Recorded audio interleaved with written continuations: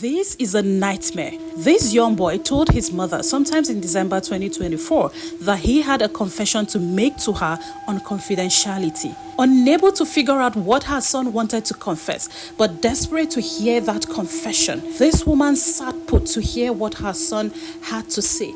But guys, nothing prepared this woman for the confession that was about to hit her. Her 16-year-old son told her, to her utter shock, that himself and 4 other of his friends who are also students of their school were together knocked by a popular Lagos hotelier at Bokno Isheri Osun area of the Lagos state. At that point, this woman forgot anything that had to do with confidentiality as she screamed, alarming her husband to hear what her son had just confessed to her, because that was too heavy for her ears to carry alone. The boy told his mother that the hotelier did not only knock all of them, he proceeded to issue a stern warning that should any of them speak of what had happened to them on that day, they would be unalived. While the mother of this 16-year-old boy was trying to comprehend the chilling details of the confession that had been made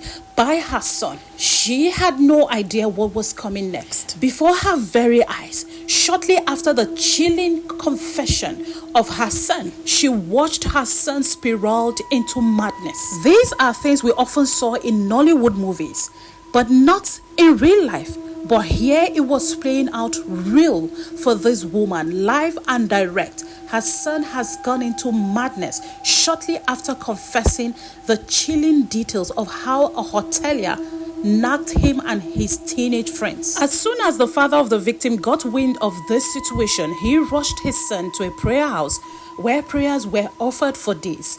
After a few days, the boy felt better, and when he was a bit sober, in a bid to get justice, they took him to the Isheri Osun police station, where he made a statement and narrated his ugly encounter and ordeal with this said hotelier. There at the police station, the victim mentioned the name of his fellow students who were also knocked by this hotelier. But to the greatest shock of this boy's parents again, shortly after that confession at the police station, the boy relapsed and again spiraled into madness immediately. At this point, the family of this young boy knew that they had bigger problems to deal with. After his confession, the police went in search of his fellow students to hear their own account, but they were only able to get one person who honored the invitation boldly to the police station with a laptop, where he gave a detailed and chilling